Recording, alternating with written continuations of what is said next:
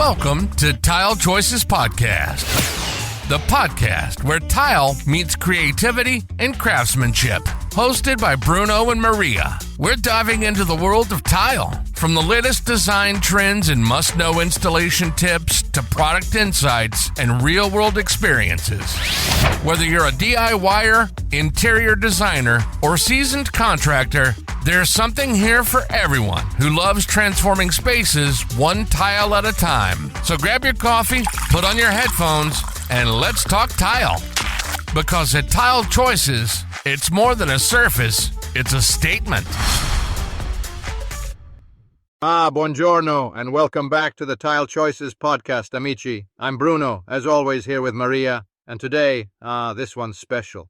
We're getting into marble, the, movie star of tile. It's beautiful. Everyone wants a piece in their kitchen or bath. But Maria, how many times do you hear people say, Bruno, does it stain? Does it etch? Do I need to worry every time I spill my espresso? Oh, Bruno, I get those exact questions all the time. People love marble, right? It looks elegant, so timeless with all that veining, but they're constantly worried, like, is it going to survive my busy family, or am I going to be fighting stains and headaches? And honestly, sometimes folks get scared off by the myths. They think it's just for millionaires or that you need a butler following you with a towel. I mean, it's gorgeous, but let's talk about how marble actually behaves. Yes, and you know, in Rome, every tourist, even the locals, they want that marble they saw in a movie. They ask for Carrara like in the villa. But the reality, it's a stone, not a magic shield. It's got character, some quirks. Let's set the record straight today, Maria?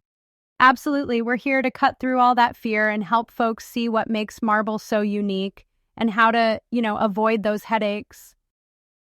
So let's start with the basics. Marble, it's a natural stone. That means every piece is like its own little snowflake. The veining moves, sometimes the color shifts. Honestly, it's what makes marble magical in a space. Porcelain or ceramic, they can try to copy, but they're always just like imitating what nature already perfected. But here's what a lot of people don't realize. Marble is porous. It's got these tiny holes in the surface, almost like a sponge, but prettier. Ha ha, sponge but prettier, see. I always tell my clients, especially the ones in Rome wanting those classic baths, marble will react to life. You drop a little lemon juice or vinegar, it doesn't just make a spot. It etches, like it dulls a bit. That's not really a stain. It's more a change in the finish. People think, oh, it's damaged, but it's just lived in, like antique leather or a favorite old jacket. Exactly. And Bruno, that's what inspired my favorite bathroom project, this master bath with marble everywhere. And each piece had its own little lines and quirks. And instead of hiding them, we made them part of the story. The homeowners loved that. It felt real, not like a showroom that you're scared to touch.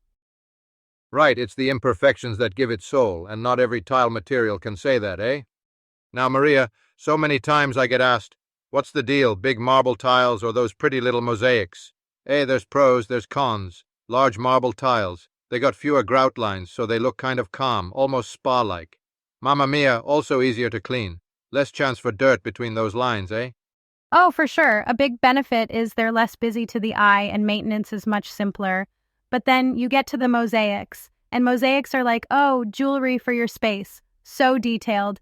They curve, they wrap around little corners or into, those fancy inset shampoo niches. But the thing is, those teeny tiny grout joints do mean more cleaning, more places for soap or grime to settle. Not that it should scare you off, but you gotta be realistic about it. I always remember this project, a historic Roman apartment. Oh, must be 15, 16 years ago. The client wanted something dramatic in the entry, yeah? We did Calicut mosaic, all hand-cut. The pattern just sang. It made the whole entry not just elegant, but alive. But it was the right place for it. Small space, not the whole house, Because maintenance, Exactly, and that's the thing. We usually save marble mosaics for shower floors, backsplashes, or those wow moments like that entryway. If you try to do an entire huge floor in marble mosaic, you gotta love spending time with your grout brush. Not for the faint of heart. Let's talk bathrooms and showers, Bruno, because I know that's where a lot of the questions come in. Marble's honestly gorgeous in a bathroom. You see it in like those luxury hotels, right? But the trick is, your expectations have to match reality. If you think marble will always look exactly the same as day one, you might be in for a surprise. Exactly, and especially with showers. I hear, Bruno, can marble go on my shower floor? Yes, mosaics work beautifully, but amici, you gotta seal it. Actually, you gotta seal it again every so often. And you clean with the right stuff, the gentle products. Routine, eh? Right, and I remember this client, she called me in a panic. Her marble bathroom started looking distressed. Honestly, it just needed a little love, some resealing, and we worked with the patina, not against it. It ended up looking even more interesting. Sometimes embracing that lived-in look is the trick. Not everyone wants museum perfect anyway. And if you do, well, marble may not be your friend. Sometimes the best bathrooms are the ones that look, like they've seen a little joy, eh? Kitchens. Maria, this is where people panic, eh? Is marble a mistake in the kitchen, or is it a dream? Oh, that's always the debate. I always tell folks, marble backsplashes, almost no risk, and they're just beautiful, reflecting light and adding that timeless feeling. But once you get to countertops, that's where decision time comes in. Marble sees action, coffee, tomatoes, wine, even salad dressing, and it will show it sooner or later. I had a family in Trastevere. Messy pasta night, tomato sauce everywhere, mamma mia. They thought it was a disaster. But you know what? It became the heart of the kitchen. The kids started saying, "That's where I learned to cook with Papa." It changed from, "Oh, did I make a mistake?" to, "Wow, our kitchen tells a story." But if the smallest mark gives you a heart attack, better to go for quartz or porcelain instead, yeah? That's the truth. Some folks really fall in love with the evolving character and the patina. Every mark becomes a memory. But if you're in the crowd that wants zero changes, it's probably best to look at alternatives. It's about loving the journey, not just the Instagram shot. All right, so let's finally clear up the biggest headache: maintenance. So many myths, Bruno. You hear it too. People saying marble is too fragile, you can't ever use it. That isn't true, but it does need routine love, right? Yes. Look, sealing is like putting on sunscreen. It won't stop every sunburn, but it buys you time. Sealing marble once or twice a year, depending on how much action the spot gets, slows down stains.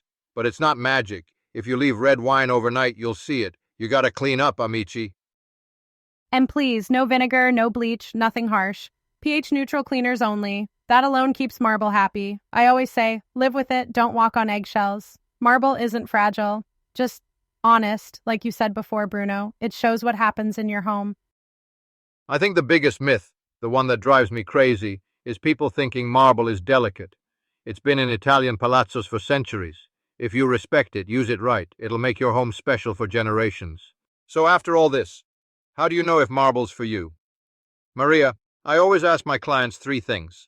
First, do you want a surface that tells a story, or do you want it to stay perfect forever? Second, are you okay with a little patina, that lived-in look? And third, are you willing to do just a bit of routine maintenance, or will it drive you crazy? That's the test right there. If you love natural variation, if you find beauty in the little changes and imperfections, marble might be your new favorite thing. It gives back so much character, and it really does feel timeless. But if you're going to lose sleep over every mark or want a countertop that stays identical forever, it's okay to pick something different. There's no shame in that. Yeah, there's no wrong answer, just wrong expectations. If you want zero maintenance and stress, maybe porcelain or engineered stone fits better. But for that lived-in elegance, nothing beats marble. Absolutely. And if you're still not sure, replay this episode, write down your top must-haves, and reach out to a pro for a little guidance.